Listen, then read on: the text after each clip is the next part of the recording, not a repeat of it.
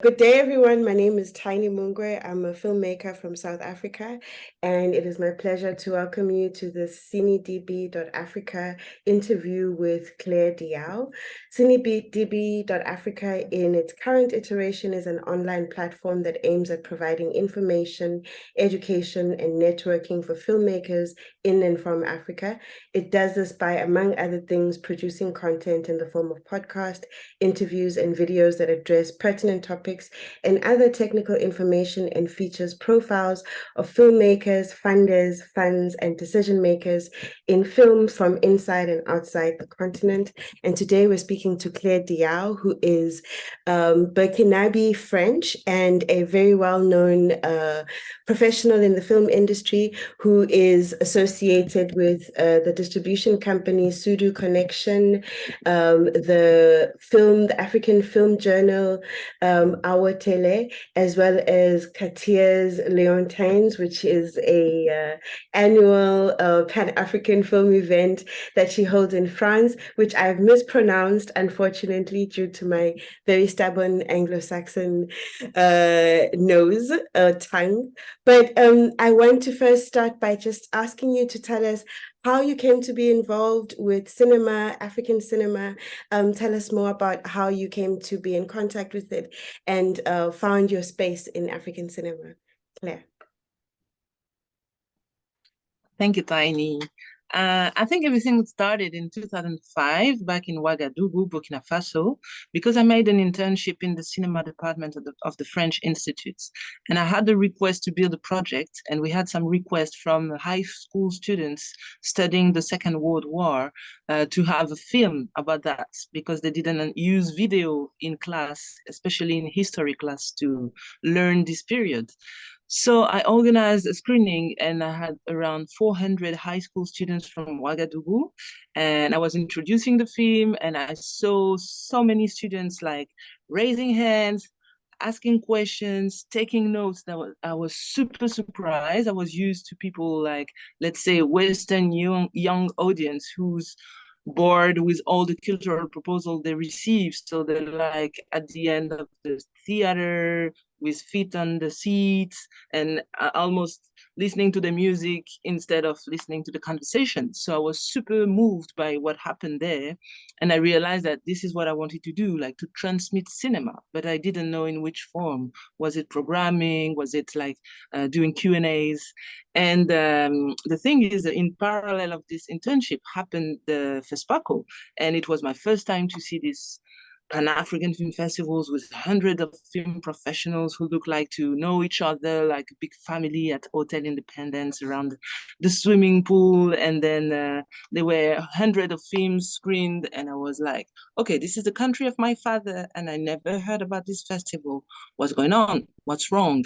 And so my first focus was kind of communication versus media, because I was at the time a student, film studies studied, and I studied both in the UK and in France. And I made my research about West African cinema, specifically from Senegal, Burkina Faso, and Mali, because in the 80s, they were the three major countries regarding cinema. And I made a 4-month research in Mali to reach the audience, because I read an article from one of my colleagues from Burkina Faso, a film critic, Emmanuel Sama, who wrote that African audience has no access, like African cinema is a foreigner in its own land. And I was researching about that when I went to Mali. So I went to Bamako to study in a movie theater, the audience, and I went to Mopti in the eastern part of Mali to study to meet people from a video club. And then I went to the western part of Mali in Kai to meet people for open air cinema. And I realized that there were some offers regarding cinema, but there was a big lack of communication. Even if they organized a film festival in the street of the National Film Center, people in the streets didn't know that there was the National Film Center. And they didn't know that a festival was happening. So it's only the happy few who had the information who were aware, but not the general audience. So when I ended my studies, I had a 9-month non-employment period because it was really hard to find a job. I was in France at the moment. And so I start writing about my essay, and then I start doing interviews, research. But this is where I discovered that when you want to write about African cinema, African medias are not interested in cinema, and cinema medias are not interested by Africa. So the only platforms were online websites, non-paid positions. So I started to write for AfriCiné, Afrique.com, Le Clap Noir, Africulture, and all those websites. And in 2012, I moved to Durban to do the Durban Talents just to train myself in English. I remember at the time, one of my mentor was like, "Oh, this is so French, like my way of writing, like really long sentences." But it was a really good experience. And thanks to that, I became a correspondent for Screen Africa in South Africa for almost 4 years. So I was traveling worldwide film festivals and covering the South African or the African attendance. And in parallel, I joined the Burkinabe Film Critic Organization and also the African Film Critic Organization. I think it was in 2011. And at the same time, I started to work for a filmmaker collective in Paris, France, who were shooting short films in the hoods. And so you had film professionals going to make films with people non-trained, non-used to cinema. Yeah. And this is where I met a bunch of amazing filmmakers who were starting from the ground, who had no networks, who had no fundings to make cinema, but they really wanted to make it. And I realized the gap between the perspective of African people thinking that French filmmakers are really lucky, they have grants, they have a lot of money and support, and those filmmakers who were in France, who had an African background, and in fact, they had no network, no fundings, and nothing that people think about them. So I realized what was the diaspora. And I started to make like 50 portraits of them on a website called Bondi Blog. It's a website dedicated on the hoods and what happened in France since the social revolts of 2005. Mm-hmm. And this is all this unseen situation of the diaspora in France because friends love to say that everyone is similar, but in fact, it's not. Yeah. And thanks to that, I started Quartier Lointain, which is a short film touring program. And the first screening happened in 2013 in Kigali, Rwanda, um, based on the faith and relationship we had between producers and myself, because they gave me DVDs and I went there to screen the films in my suitcase. And what was amazing is at the time, I fought to get like copies of the films subtitled in English, Yeah. but we ended in Kigali in a neighborhood where people only spoke Swahili. Yeah. But we had a Q&A with someone translating at the end, and I realized the magic of images because everyone understood everything. And it was really specific, like French stories about identities and, like exclusion and so on. But people understood. And this is how I decided that Quartier Lointain, like distant neighborhood in English, Yeah. should be something like that, like bring something different to people to make them realize we are similar. And Yeah. it's all my journey as a mixed race person because when I'm in amongst white, I'm a black person. When I'm among black people, I'm a white person, but they never see what makes me similar to them. They always look for the difference. And the next year we did some screenings of African films in France, and it was amazing to have audience reaction like, oh, they are really westernized. Oh, they have mobile phones. Oh, they are, and I'm like, my God, what image do you have of the African continent? To say they have mobile phones. Oh, they are speaking Portuguese in Africa because France is related to the past colonies. So for them, France and Africa is French-speaking African countries. They don't know Yeah. anything about the others. And from the third season, we started to make the journey as well in the United States. Yeah. And between the three continents, the conversation started to be really interesting because the Black audience in America didn't even realize we had Black diaspora in France. They had the same idea, like France is white people, the Tour Eiffel, and love stories. And someone from the audience told me something amazing. He said, it's amazing because filmmakers capture the audience through feelings, while we, American, use guns. And I was like, what? He said, I was watching all the film expecting that at one point someone will take off a gun, an Yeah. arm to do something. And I'm like, oh no, we are far away from that. So to make short, now it's the 10th anniversary of Quartier Lointain. We've made 6 series. 1 year is African, 1 year is the diaspora. We cover many topics. We had many mentors, ambassadors like Alain Gomis, Melvin Van Peebles, Jihan El Tari, Lucien Jean-Baptiste, and Célie Rabican. And we're going to start in June in Paris, France, the 7th season, which will be French, from the African diaspora in France. And That's after amazing. 2013, in 2015, No, I yeah, was saying that that's amazing. I didn't realize that it was actually Pan-African in that you were hosting it in other places as well. yes, So, yeah, we've been yeah. touring a lot. We even made a theatrical release in Ivory Coast with the 6th season, which was Afrofuturistic. Do So I let's still talk have about time? Sudu Connection. Yeah.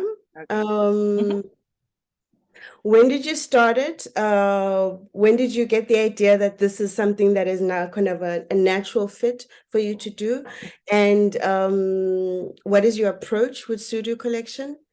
And I'm also interested in what films you have in your catalog. This way, people can know that maybe they are a good match for you. Mm, Yeah. of course, yeah. So I launched Pan-African film critic, Pan-African distribution company, Sudu Connection, back in 2016.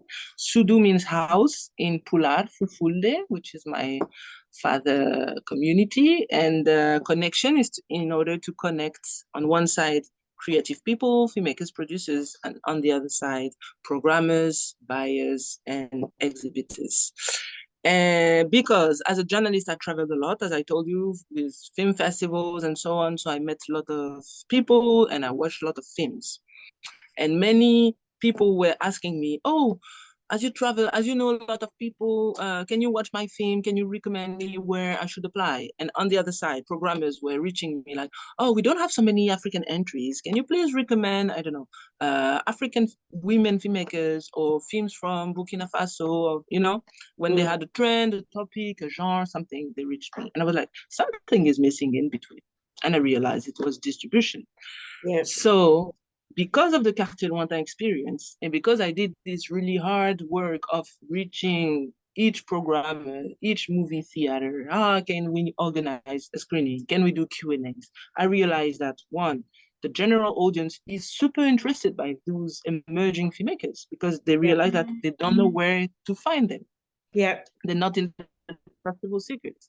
And two, I realized that exhibitors are also keen of this kind of proposal if they know that someone is carrying it because they don't have the direct access to the continent. They don't know where to find those producers. But if you are in between, then it works. And I was like, okay, I'm doing this for short films. Maybe it would be interesting also for middle length and feature films. And this is how I started Sudu Connection.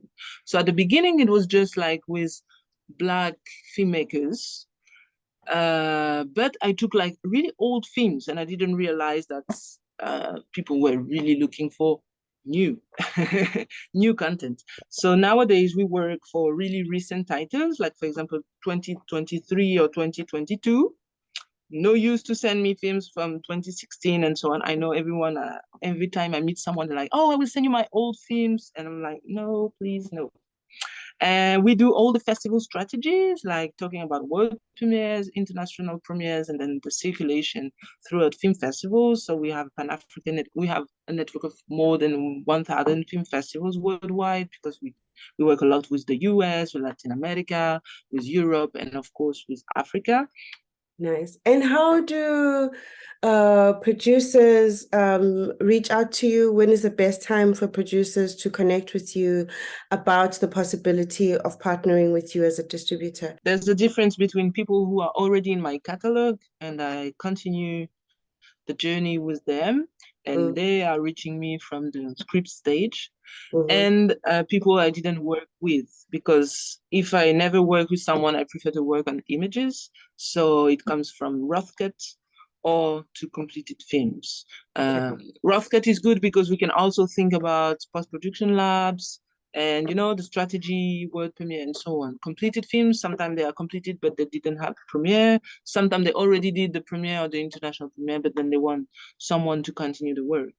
So it depends between the two. Okay. And people can just kind of go on your website and send an email and Yeah. expect a response. Yes, definitely. And especially after FESPACO, I don't know if it's the FESPACO effect, but I received a lot of submissions. Yeah. And people who are aspiring writers who want to kind of write their film criticism and have it featured on our tele, how do those people create these opportunities for themselves? So we launched in 2015 a film critic magazine called Our Tele, Pan-African, bilingual French and English. We Yeah. published it on the occasion of the three major film festivals, FESPACO, Carthage, and Durban. Mm-hmm. So 3 times a year and three different parts of Africa and spoken languages.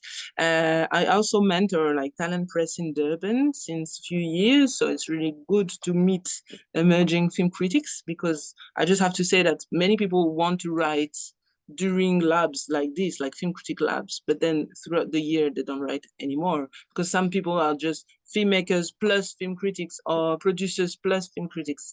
And I'm really interested in people who really follow the path that they're interested, but then they want to continue. Sometimes you don't see the both aspects. And yes, people can Why do always you reach think us. why do you think that is, Claire? Why do you think it is that people are not motivated to write more prolifically? Money. As I Yeah. said, it's a struggle to exist as a film critic, because you can be a cultural journalist, then you will cover film, but then music, exhibition, theater, and so on. If you only film critic, it's really hard to be paid. So most of the position are non-paid position, and it's just love about cinema. So I would love, like, we pay our contributors, but it's really few, and it's few times a year, so it doesn't pay your rent. And I know that many film critics I know, they're just writing for non-paid articles on website, and then they exist like that. But so it's really hard. I guess this is why people are not going into that. So, if there's a possibility to maybe be writing and programming, and working in other kind of avenues where your access to films at a particular stage is kind of valuable in terms of how you write and reflect on the films, is this the advice that you think people who are interested in writing should follow? Oh yeah, they should watch a lot of films. It's really hard to write if you don't watch anything. I mean, if you want to write about films, it's really important to watch films. Yeah, my platform was film festivals, because this is where I watch tons of films. But some people are only focusing on theatrical release in their own country, and it's Yeah, already good. But you yeah. can also cover like all your national, going to all the national screenings and write about it. Super important. Yeah, I think it's so good what you're doing, and want to commend you for being a conduit. I also want to congratulate you for being awarded the Knight Medal, the Order of the Arts, the Merit of Art in Burkina Faso this year Mm, during on the occasion of FESPACO. This is like such a great honor, and yeah, congratulations. thank you so much. Yeah, thank you. Yeah. So thank you for taking this time to talk to Thank me, you. to share a little bit about yourself to the community of African film professionals who are going to be watching this on cinedb.africa. And I want to encourage everyone to find you through Sudu Connection or through our tele, because I think it's just possible for people to go on the website and find ways to contact you, but also to support your work as you're distributing films and writing about them and writing about African cinema. Thank you. Thank you, Tiny. Okay, bye.